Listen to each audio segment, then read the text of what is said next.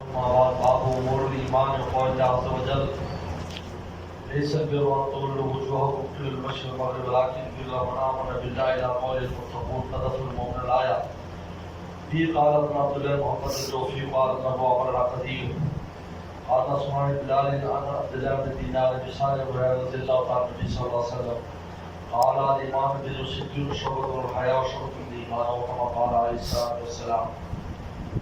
امام بخاری رحمۃ اللہ علیہ نے باب کیوں باندھا ہے امور الایمان؟ باب امور الایمان کیوں باندھا ہے امام بخاری نے؟ اس کی پہلی وجہ یہ ہے کہ اوپر جو حدیث گزری ہے بنی الاسلام والا خمس سے کہ اسلام 5 چیزوں سے مرکب ہے، اس سے حصر معلوم ہوتا ہے کہ شاید 5 ہی چیزیں اسلام میں ہیں۔ امام بخاری اس وہم کا دفیہ کر رہے ہیں کہ نہیں، امور الایمان ایمان کے بہت سے شعبے ہیں اور بہت سے امور ہیں، وہ تو 5 بڑی چیزیں ہیں جو معظم چیزیں، بڑی چیزیں، باقی ایمان میں بڑی تفصیلات ہیں۔ اور دوسرا امام بخاری بتا رہے ہیں کہ ایمان مرکب ہے، امور الایمان، ایمان کے بہت سے امور ہیں، بہت سی چیزیں ایمان میں داخل ہیں۔ مرکب ہو رہا ہے تو جب مرکب ہوگا تو گھٹے پڑے گا بھی۔ اور مرجئہ پر بھی رد کر رہے ہیں جو اعمال کو بیکار قرار دیتے ہیں، جبکہ بہت سے اعمال ایسے ہیں جو ایمان ہے، ایمان کا حصہ ہے۔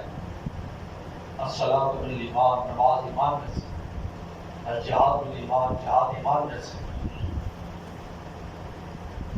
اور حضرت شیخ الاسلام گنگوئی فرماتے امام بخاری مقتضیات ایمان بتلا رہے کہ ایمان کن چیزوں کا تقاضا کرتا ہے اور ہمیں اس پر عمل کرنا چاہیے۔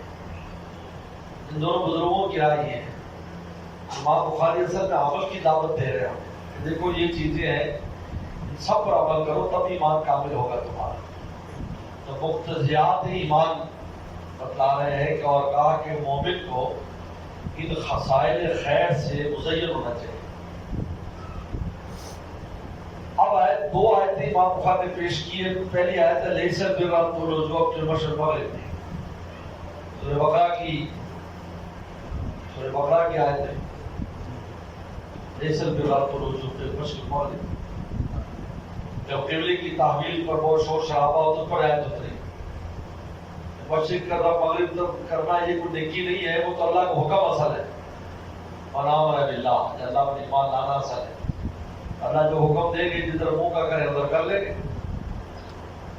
اس آیت کو امام بخاری نے پیش کیا ہے۔ اس کی پیش کرنے کی وجہ کیا ہے؟ یہ عجم و آیت فی خصال الخیر والبر، نیکی اور خصال خیر کی سب سے جامع آیت ہے۔ اس میں تمام شعبوں کا بیان ہے خیر کے، اس لیے کہ جتنے بھی شعبے ہیں نیکی کو 3 قسم کا ہے۔ حسن اعتقاد، عقیدہ اچھا ہو، حسن معاملات لوگوں کے ساتھ، اس کے معاملات اچھے مخلوق کے ساتھ، تہذیب النفس، اپنے نفس کو بھی سنوارتا ہو، اس میں سب آ جاتے ہیں۔ ایک آدمی کا عقیدہ درست ہے اور معاملات لوگوں سے اچھے، اور اپنے نفس کی بھی پوری خیال کرتا ہے، اس کی تہذیب کرتا ہے، یہ کامل۔ لہذا من آمن باللہ سے لے کر ملائکہ دی بڑا ہے لیس البر ان تولوا وجوہکم قبل المشرق ولکن البر من آمن باللہ والیوم الآخر والملائکۃ والکتاب والنبیین تک یہ ہے حسن الاعتقاد، عقیدہ صحیح ہو۔ وعد المانا حبی ذوی القربى واليتامى والمساکین وابن السبیل والسائلین وفی الرقاب واقام الصلاة وآتى الزکاة وفی الرقاب، لوگوں کو مال خرچ کرتے، یہ ہے حسن معاملہ۔ وَأَقَامَ الصَّلَاةَ وَآتَى الزَّكَاةَ فَالْمُوفُونَ بِعَهْدِهِمْ إِذَا عَاهَدُوا، یہ تعظیم النفس ہے۔ مجھے نماز روزے سے انسان کے اپنے نفس کی تعظیم ہوتی ہے۔ جیسے صلاۃ کو صلاۃ صلیت العود سے کہا جاتا ہے۔ صلیت العود، صلیت العود کہتے ہیں یہ بانس ٹیڑھا ہوتا ہے، اس کو آگ میں ڈال کر سیدھا کرتے ہیں۔ انسان کا نفس جب وہ نماز کی جو گرمی اس سے سیدھا ہو جاتا ہے۔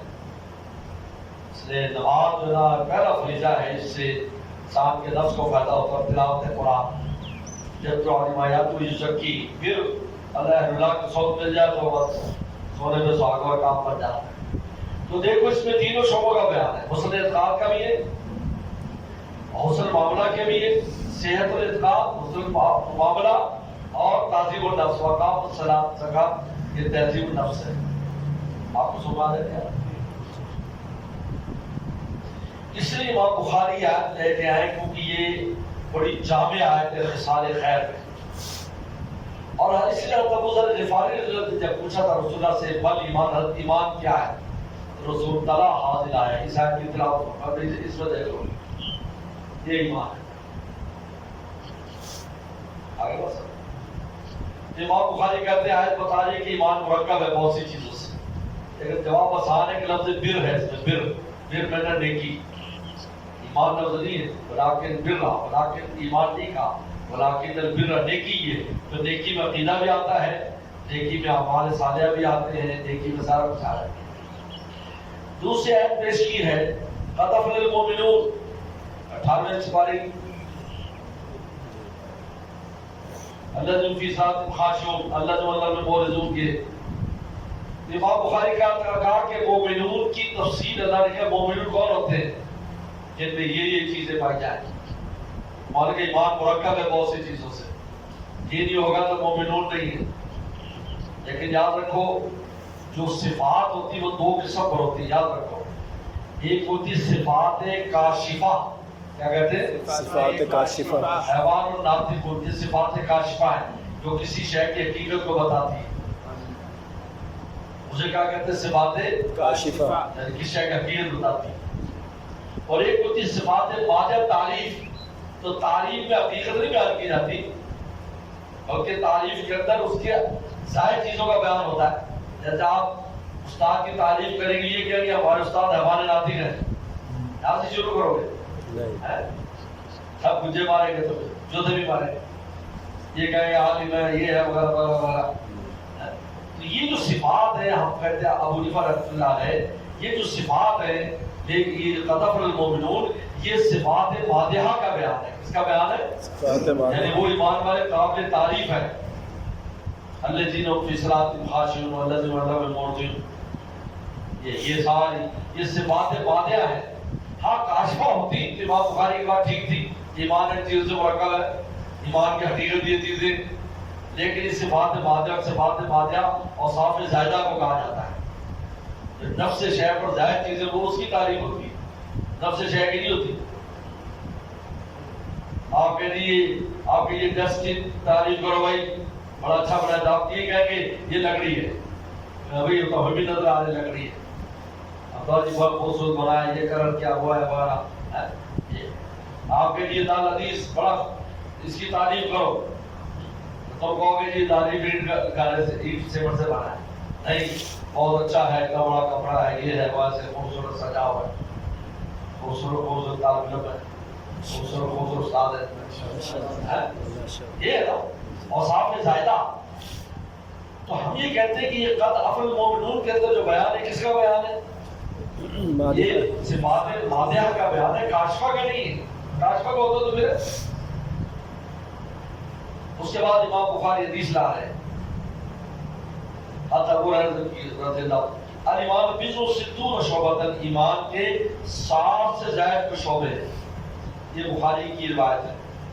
مسلم کی روایت میں آتا ہے الایمان بضع ستون او سبعون شعبۃ, یا کے ساتھ ایک روایت ہے بضع ستون او سبعون, اور ایک روایت آتی ہے بضع سبعون. یعنی امام مسلم کی روایت میں 70 کا بیان اور یا 60 کا بیان ہے. بضع کہتے ہیں 3 سے 9 تک, 3 سے 9 تک, عام طور پر 7 مراد لیا ہے. امام بخاری کی روایت میں 67 شعبے, 67 اس کو کہتے ہیں, اور امام مسلم کی روایت میں 77 شعبے. اب دونوں روایتوں میں اختلاف ہے, دونوں صحیح روایتیں ہیں. تو بعد میں انہوں نے بخاری کی روایت کو ترجیح دی ہے کیونکہ یہ اقل عدد ہے اور یہ یقینی ہے, یعنی 67 تو یقینی ہے, اوپر والے میں اختلاف ہے. زیادہ اقل عدد متیقن ہوتا ہے, یہ قانون ہے. اگر 2 عدد کے اختلاف ہو جائے تو جو کم عدد ہے وہ یقینی ہے. 2 روپے دیے تھے یا 3 تو 2 تو تھے ہی. اس لیے نماز میں 2 اور 3 میں اختلاف ہو جائے تو کتنی شمار کرتے ہو؟ 2. 3-4 لوگوں کی شمار کرتے ہو، 3 لوگوں تو اتنی نہیں، یہ تو اقل عدد متقید ہوتا ہے. لہٰذا کہتے ہیں بخاری کی روایت میں چونکہ اقل عدد ہے، 60 کا بیان ہے، لذیذ یقینی. اور بعد نے کہا ہے کہ مسلم کی روایت بہتر ہے کیونکہ اس میں زیادتی ہے اور سیقہ کی زیادتی معتبر ہے. سیقہ کی زیادتی معتبر ہے. لیکن سب سے صحیح جواب یہ ہے کہ یہ جو شعبے ہیں 77 ہیں یا 67 ہیں 67 ہیں، یہ اصل میں ان میں 5 شعبے ایک دوسرے میں درج ہو جاتے ہیں، گھل جاتے ہیں. ان کو الگ کر دو تو الگ، اکٹھا کر دو تو اکٹھا. جیسے بڑے کا اکرام کرنا، چھوٹے پر رحم کرنا، یہ تواضع کے شعبے میں داخل ہے. تواضع خود بھی ایک شعبہ ہے، متواضع ہونا، کبر نہ کرنا، عجب نہ کرنا. تو تواضع میں اکرام الضعیف، شفقت علی الصغیر، یہ اس میں شامل ہے. اگر ہم تواضع میں داخل کر دیں تو 3 میں 1 رہ جائے گا. 3 کا کیا رہ جائے گا؟ اور اگر الگ الگ نکالیں تو اکرام الکبیر الگ، شفقت علی الصغیر الگ، تواضع الگ، تو 3 ہو جائے گا. لہذا پیغمبر صلی اللہ علیہ وسلم نے جہاں 60 کہا ہے وہ ادماج کو لیا ہے، یعنی 10 کیا ہے. بڑے بات کرتی، بڑا شعبہ کہہ دیا، چھوٹے آ گئے. اور جہاں 77 کہا ہے وہاں کو الگ الگ کیا ہے. چنانچہ محدثین میں فتح الباری، جو فتح الباری والا ہے ابن حجر العسقلانی، اس نے ادماج کا طریقہ اختیار کیا. ادماج اور ادخال، ادماج اور ادخال کو لے کر 67 شعبے اپنی کتاب میں شمار کیے، پورے 67 پورے شمار. میں سب پر میرا نشان لگے ہو، 93 کے نشان لگے ہو. 67 شعبے الگ شمار، میں نے ان کو اکٹھا کر دیا. اور عمدۃ القاری والا علامہ عینی، انہوں نے افراد اور افراد الگ الگ کیے ہیں تو 77 شمار کیے. کیا کیے؟ 77 شمار. یہ تو لہذا ان میں کوئی اختلاف نہیں ہے. تو پیغمبر صلی اللہ علیہ وسلم نے جہاں کام کہا ہے تو شعبوں میں ادخال ہے، ادماج ہے. اور جہاں زیادہ کہا ہے وہ افراد ہے اور افراد ہے، الگ الگ کیا. صحیح ہے. یہ کہہ دی 2 جماعتیں، یہ کہہ دی 60 آدمی ہیں، ایک ہی بات ہے. 2 ہے 60 ہے. 2 ہے کہ وہ جماعت کے اعتبار سے، 60 ہے تو افراد کے اعتبار سے. یہ ہوتا ہے ادماج اور ادخال اور افراد اور افراز. افراد بھی کہتے ہیں الگ الگ کرتے. اس لیے عربوں میں آپ جائیں تو آپ کوئی چیز لیں گے تو آپ وہ کہیں گے جملہ لیں گے یا مفرد لیں گے. جملہ سے مراد اکٹھی لینی ہے یا مفرد لے گا، الگ الگ لے گا. آج بھی منڈی میں چلتا ہے، منڈی میں جاتا ہے، ہاں جی جملہ مفرد، مفرد چاہیے، جملہ چاہیے. اور بعد نے یہ کہا ہے کہ یہ 60 کر دو یا 70 کر دو تو صرف کثرت کے لیے کہ ایمان کے بہت سے شعبے، کثیر شعبے. تو ایمان ایک درخت ہے جس کی بہت سی شاخیں، وہ 77 شاخیں ہیں جس کی ایک درخت ہے. اور آپ کو پتا ہے درخت سردی گرمی سے تب بچائے گا جب اس کی ساری شاخیں ہوں گی، پھول پتے ہوں گے. پھل بھی تب دے گا جب اس کے اوپر باریک باریک ٹہنیاں آئیں گے، پھول آئیں گے. زیادہ بڑا ڈنڈل ہی کھڑا ہے، سردی گرمی میں کوئی فائدہ نہیں دے گا. ہاں ایک ملکیت کی چیز ہے، لیکن جب اس کے اوپر پتے آتے ہیں اور شاخیں آتی ہیں تب اس سے انسان کو فائدہ ہوتا ہے. اس نے فرمایا کہ شعبہ جس سے امام بخاری بتا رہے ہیں کہ ایمان مرکب ہے، بہت سے 77 شعبوں سے مرکب ہے. بلا بہنا 7 یا 67 اور یا 77. والحیا شعبۃ من ایمان، اور حیا ایمان کا شعبہ ہے. اس حیا کو الگ کیوں بیان کیا؟ حالانکہ شعبوں میں شامل ہے. الگ بیان کرنے کی وجہ کیا ہے؟ 3 بڑی وجوہات ہے. پہلی وجہ یہ ہے کہ حیا تمام شعبوں کی بنیاد ہے. ایمانیات پر انسان اس وقت عمل کرتا ہے جس میں حیا ہو. یا رسول اللہ فرمایا اذا فاتک الحیا فقل ماشی حیا فوت جو جائے گا. حیا ہی روکتی ہے ہر چیز سے انسان. ابھی آگے آ رہا ہے حیا کی تفصیل کرتا ہوں. تو حیا تمام شعبوں کی چونکہ بنیاد تھی تو الگ بیان کرا حیا شعبہ ایمان. تو دیکھو ایمان کا شعبہ ہے یعنی یہ بنیاد ہے جس پر سارے شعبے کھڑے ہیں. کیونکہ وہ حیا آدمی جو ہے وہ اس پر تمام تقاضوں کو پورا کرتا ہے, اس کو حیا آتی ہے پورا نہ کرتے ہو. اور دوسری وجہ یہ ہے کہ حیا ایک جبلی چیز ہے, جبلی ایک قدرتی شے جو ہم نے اللہ نے رکھی, جس کا ایمانیات سے کیا تعلق, جیسے دیکھنا, بولنا, سننا, آنکھوں چلانا, روٹی ہضم کرنا, اس کا ایمانیات سے کیا تعلق؟ یہ تو ہماری فطری تقاضے ہے. حیا بھی ایک فطری تقاضا ہے. پیغمبر صاحب فرما رہے کہ اگرچہ حیا ایک جبلی اور فطری چیز ہے, لیکن یہ فطری چیز اتنی مفید ہے کہ تمام شعبہ ایمان میں یہ مؤثر ہے, لہذا اس کی حفاظت کرنا. کیونکہ جبلی چیز جو ہوتی ہے, فطری چیز, اس پر انسان جب عمل نہ کرے تو ضائع ہو جاتے ہیں. آپ دیکھنا بند کر دیں, آنکھیں بند کر کے بس رہیں تو دیکھنا ختم ہو جائے گا, ہاتھ پاؤں ہلانا ختم کر دیں, چلنا پھرنا ختم ہو جائے گا, بولنا بند کر دیں تو آپ کی زبان کام کرنا چھوڑ جائے گی. کافی عرصہ بندہ تقریر نہ تقریر کھڑا ہو تو بڑی مشکل ہوتی, کیونکہ پہلے زبان چلتی تھی, اب نہیں چل رہی. جو جبلی چیزیں جو ہوتی ہیں ان سے اگر کام نہ لیں تو ضائع ہو. تو حیا جو ہے یہ جبلی چیز ہے, لہٰذا اس جبلی چیز کو زبر میں استعمال کرو. استعمال یہ ہے کہ اس سے آگے آ رہا ہے کبھی چیزوں سے بچنے میں, یہ شعبے دین پر عمل کرنے میں حیا کو استعمال کرو. جب استعمال کرو تو اس میں اضافہ ہوگا. جب کثرت کرو گے تو آپ کے ہاتھ پاؤں میں طاقت آ جائے گی. سب جگہ کی سیر کرو گے, سب چیز دیکھو گے, آپ کی ملائی تیز رہے گی. بولتے رہو گے, تقریریں کرنے لگ جاؤ گے, اچھی بات سنو گے, کانوں میں پیدا ہوتا ہے. تو یہ جبلی چیز ضرور ہے جو فرما رہے ہیں, لیکن یہ ایمان کا شعبہ ہے جبلی چیز, لیکن ایسی جبلی نہیں ہے جیسے اور چیزیں ہیں, بلکہ قدرتی چیز کا ایمانیات سے تعلق ہے. یہ رسول اللہ نے توجہ دلائی, بڑی اہم بات. یہ نہیں فطری چیز کو کہ ختم ہو جاتی. آج ہم دیکھتے ہیں عورتوں میں حیا زیادہ ہوتی, لیکن وہ بے حیائی بڑھتے بڑھتے بالکل بے حیا ہوتے, مردوں سے آگے نکل جاتے. بندوں کو جان چھڑانی پڑتی ہے عورتوں سے, ایسی عورتوں سے بندوں کو جان چھڑانی پڑتی. اور آج کل تو بہت عام ہو گیا, بندوں کے پیچھے لگی رہتی, بار پانی دیکھا بس, اور بندہ ایسا ہے کہ بس بیچارہ مولوی صاحب کو آگے کہہ دی آپ یوں ہیں, مولوی صاحب پانی ہو جائے گا, پتہ نہیں پیچھے کیا کرتے. بڑے بڑے اسکینڈل بنتے, دیکھے تو کیسے کیسے اسکینڈل بنتے, بڑے بڑے کام جو لوگ ضائع کرتے.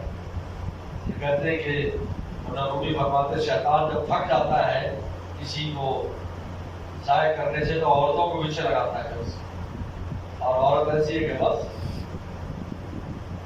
سارے بٹیرے عورت کی آواز پر پکڑے جاتے ہیں, تتر عورت کی آواز میں پکڑے جاتے ہیں, مادہ بولتی ٹھٹا کرتی تو سارے تتر آگے آتے ہیں. اس طرح انسان تھوڑا سا کرے گی بس, دو سپورٹ باتیں کرے گی تو بس. اس لیے عورتوں نے حیا زیادہ رکھی. اگر عورتوں میں حیا سے زیادہ رکھی کہ ان کو بہت زیادہ اپنی عزت و رفت کی حفاظت کی ضرورت ہے, یاد رکھیں. اس لیے کہ ان میں سے بچے پیدا ہونے, اگر وہ حفاظت نہیں کرے گی تو بچے حرامی ہوں گے. مرد اور عورت میں فرق ہے, کیونکہ بچے تو عورت سے پیدا ہوتے ہیں. اگر اس میں عفت اور پاک دامنی اور عزت تھانی تو فرماتے ہیں عورتوں میں اتنی پاک دامنی ہوتی ہے کہ بعض عورتوں کو پوری زندگی گناہ کا وسوسہ بھی نہیں آتا. حضرت صاحب نے لکھا ہے حیا کے غلبے کی وجہ سے. یہ عورتوں کو آج اس پر دھیان دینا چاہیے. اور یہ نظر کی حفاظت کی اس سے ہوتا ہے. ایسی چیزیں نہ دیکھو, دیکھو گے تو خیال تو آئے گا, دیکھو گے تو خیال آئے گا.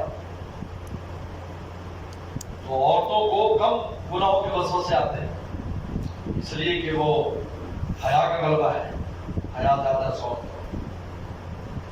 نہ تو بہت بولنا اور یہ کرنا اور چڑھ چڑھ کے بولنا, مردوں کے منہ پر بولنا کمال سمجھا جاتے ہیں. کوئی کمال نہیں. قرآن نے تو تعریف کی ہے, اور بھائی یونشر بالحلیت ہے وہ بالخصام غیر مبین. عورتوں کی صفت بیان کی کہ جو زیور میں بڑی ہوتی ہے اور جھگڑے میں اپنی بات کھول کے نہیں کر سکتی، اس کی حیا مانے ہوتی ہے، اور آپ چڑھ چڑھ کے بولنا جناب بندہ نہیں بولتی بند کرا دیتے ہیں، ایک وہ کمال ہے، وہ کمال کے بول رہی ہے، وہ اس کے اوپر سے چھلکا اتر گیا، وہ حیا کہتے ہیں چھلکے کو، یہ جو درخت کا چھلکا ہے، جب چھلکا اتر جاتا ہے تو اندر سے وہ نظر آتی ہڈی تنے کی اور لکڑ نظر آنے شروع ہو جاتی، کہتے ہیں جب تک حیا ہے تو درخت زندہ ہے، کیونکہ سارا کچھ اسی کی طرح سپلائی ہوتا ہے، جب ہڈی نظر آ جاتی ہے تو بس پھر ننگی ہو جاتی، پھر عورت ایسے چٹ چٹ چٹ چٹ کرتی، بندہ بھی بولتی بند کرا دے، پورا کہتے یار کی مطلب آ رہی ہے یہ گل کریے، اس لیے آپ نے فرمایا یہ جبلی شعبہ ضرور ہے لیکن اس کی حفاظت کرو، اور حفاظت کیسے ہوگی؟ مواقع استعمال میں استعمال کرو، اس کو مواقع استعمال میں استعمال کرو، حیا بہت اہم بات ہے۔ مجھے یاد ہے درجہ رابعہ میں تھا، ہاں تو اس زمانے میں یہ 707 صابن استعمال ہوتا تھا، ڈنڈا صابن ہوتا تھا، ڈنڈا بس ہم وہی لیتے تھے، 5 روپے کا آتا تھا کپڑے دھونے کے، برتن دھونے کے، جمعے والے دن میں ڈنڈا صابن لے کے آیا 5 روپے کا، ہفتہ بھر چل جاتا تھا۔ شروع میں کپڑے بہت دھوتے تھے لیکن پھر مجھ سے دھلتے نہیں تھے کیونکہ پڑھائی کا دباؤ، بعد ابا جی سے گزارش کی تو 60 روپے پر تو ایک آتا تھا بابا کو لے جاتا تھا کپڑے دھو کے دے جاتا، 60 روپے پہلے تھاپا میں نے بہت استعمال، تھاپے سے کپڑے بہت دھوئے ہمارا، سارے پٹھان جمع ہو جاتے تھے، وہ بڑا یہ کیا چیز کیا استعمال نہیں ہوتا، ہمارے یہاں تھاپا تو مشہور ہے، کہتے ہیں اس کا نام تھاپا ہے، یہ کئی کام کرتا ہے، اور استعمال کرتی ہے، بندے کو اسی طرح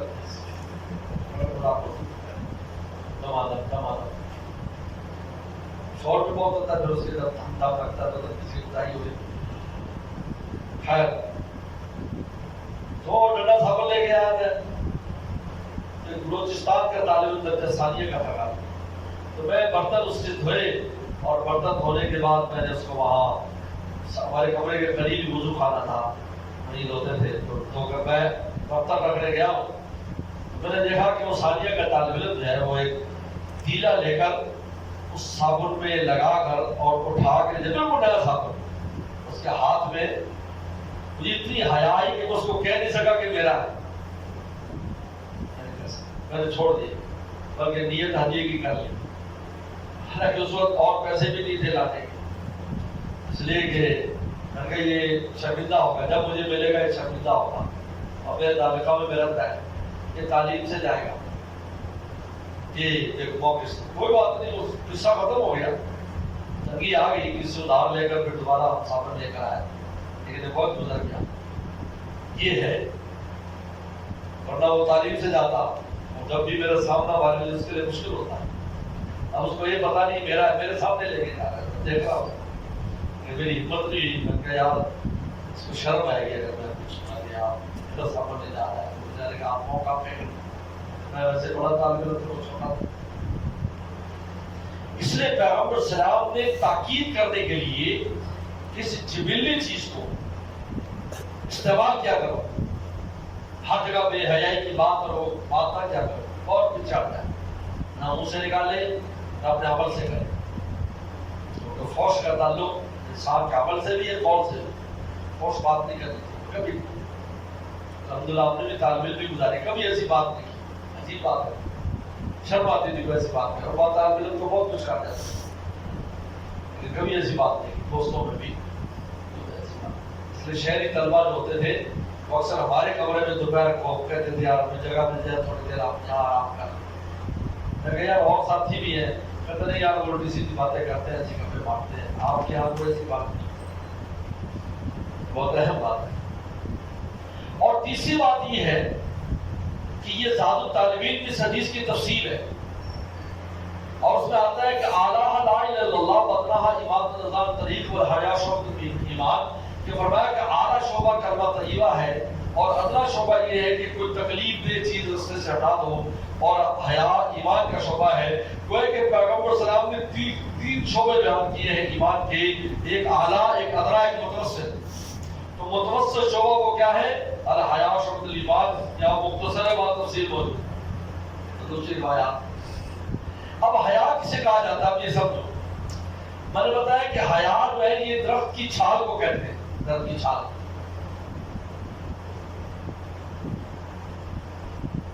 درخت کی چھال کو حیا کہتے ہیں۔ حیات الشجرہ اذا بقی الحیا، کہ درخت کی زندگی تب ہے جب اس کی چھال ہے، چھال ختم ہو جائے گا درخت مر جائے گا۔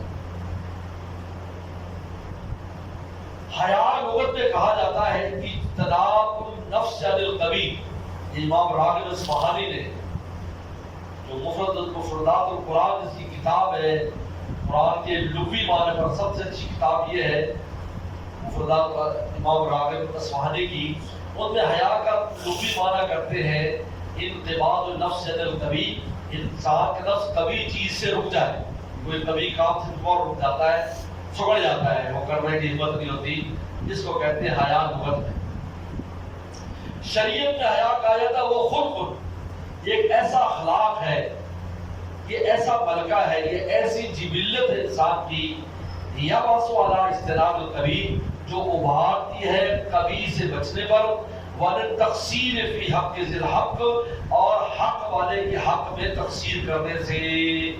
حق والے کے حق میں دو چیزوں کا مجموعے کا نام ہے شریعت میں، ایک تو وہ خلق، ایسا خلق ہے جو آپ کو کبھی چیز سے بچنے پر ابھارے، اور دوسرا کسی کے حق میں کوتاہی کرنے سے روکے، کسی کے حق میں، اس کا نام حیا ہے۔ وہ خلق یا بس والا اجتناب القبیح، کبھی سے بچائے، یا بس والا اجتناب القبیح والی تقصیر فی حق ذی الحق، کسی حق والے کے حق میں آپ تقصیر نہ کریں۔ پھر اس کے کمال ہے، کمال حیا، کمال حیا، وہ یہ تو بنیاد ہے، اگر یہ بھی نہیں تو کچھ بھی نہیں، یہ تو بنیاد۔ اب اس کے کمال ہے جس کو رسول اللہ نے ترمذی کی روایت، بڑی خوبصورت روایت ہے ترمذی، استحیوا باللہ حق الحیا، آپ نے صحابہ سے فرمایا اللہ سے ویسی حیا کرو جیسے اس کا حق ہے۔ قالوا انا لنستحی باللہ حق الحیا، کہا کہ ہم تو اللہ سے ایسی حیا کرتے ہیں جیسے اس کا حق ہے، کیونکہ صحابہ کرام کا حال یہ تھا کہ ننگے کپڑے نہیں تبدیل کرتے تھے، خوف اس سے کہ اللہ تعالیٰ تو دیکھ رہے یہ غلبہ دور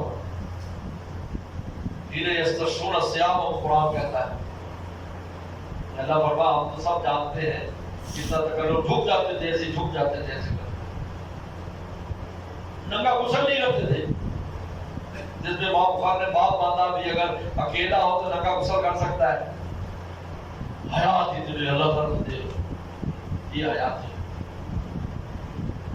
وہ کہتے ہیں انا لنستحی من اللہ حق الحیا، ہم تو اللہ تعالیٰ سے حق حیا کا حق کرتے۔ فرمایا نہیں سب جاگا، یہ مقصود نہیں ہے جو تم چاہ رہے ہو، جو تم کرتے ہو، بلکہ کیا ہے حق الحیا کیا ہے؟ ان تحفظ الراس وما وعى، کہا کہ سر اور سر کی چیزوں کی حفاظت کر، یہ سن لو، سر اور سر کی حفاظت کر، سر کی سوچوں کی بھی حفاظت، تفکرات کی حفاظت، آنکھ کی حفاظت، کان کی حفاظت، زبان کی حفاظت، یہ سب شامل ہے۔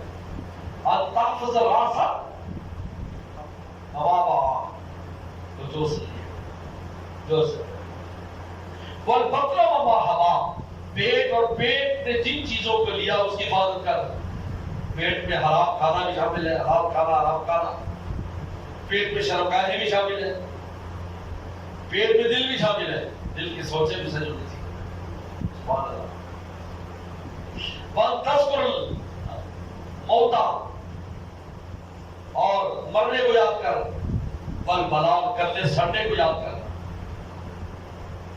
من اراد الآخرہ آخر الغلا، جو آخرت کا ارادہ کرتا ہے وہ آخرت کو دنیا پہ ترجیح دیتا ہے اور وہ ترک زینت دنیا اور دنیا کی زینتوں کو ختم کر دیتا ہے.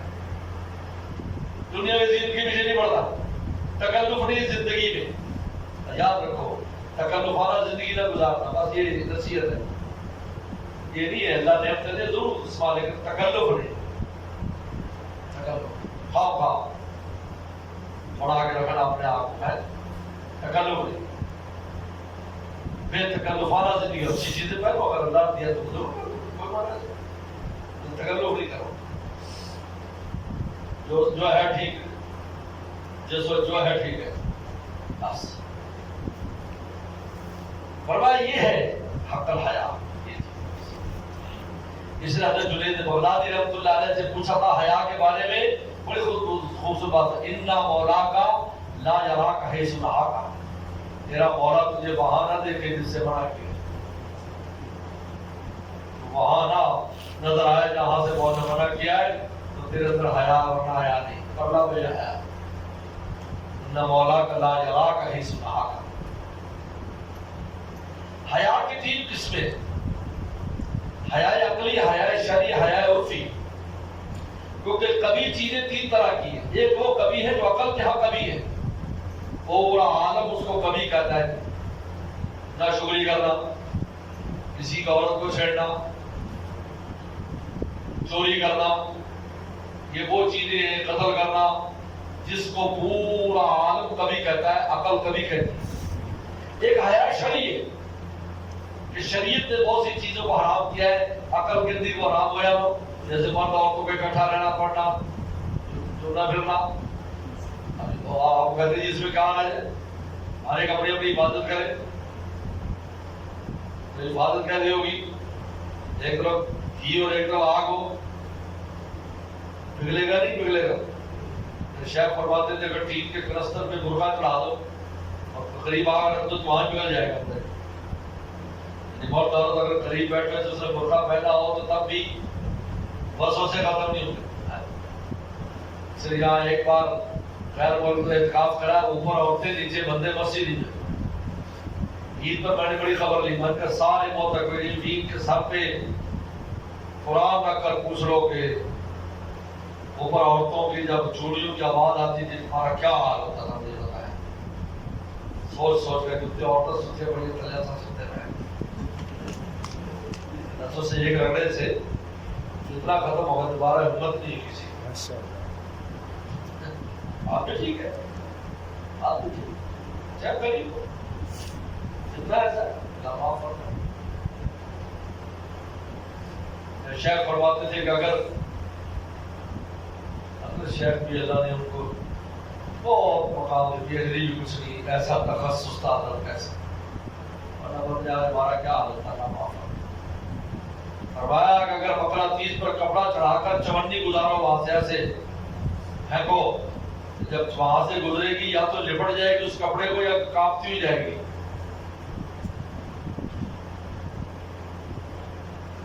تو شریعت جو ہے بہت سی چیزوں کو کبھی کہتی جس کو عقل نہیں کہتی.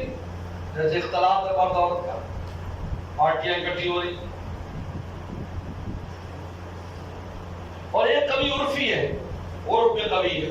ایک عالم ننگے سر پھر رہا ہے, ایک عالم ہوٹل میں بیٹھ کے جب وہ چائے پی رہا ہے, ننگے سر بیٹھا ہے, کپڑے لگاتا ہے, سب بازاروں میں بھی گھوم رہا ہے. یہ حیا عرف میں اس کے لیے مناسب نہیں ہوتا. جب یہ کی شخصیت میں گھوم رہی, جب نیوترا نہیں دے رہا, روٹی کھا کے جا رہا ہے, پیسے نہیں دے رہا دلہا کو دلہن کو, تو اس کی روٹی کھا کے جا رہا ہے. یا بلایا تھا تو 10 بجے سال لا رہا ہے, کلے کو بلایا تھا تو پورا ٹپر لے کے آ گئے. اللہ کی شادی میں بہت ہو. ایک رو دعوت دیتی ہے, حضرت اللہ کہہ رہا چلو جی. ایک دعوت پر 20 بندے بھی آئے.